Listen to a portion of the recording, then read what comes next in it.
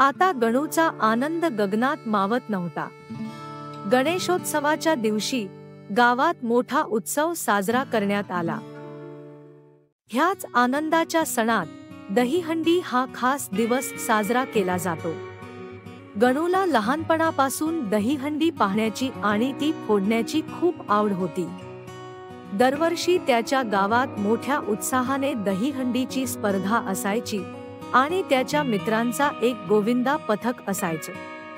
पण गणूला नेहमीच तेव्हा दुःख होतं, कारण तो फारच लहान होता आणि त्याला गोविंदा पथकात सामील होण्याची परवानगी मिळत नव्हती।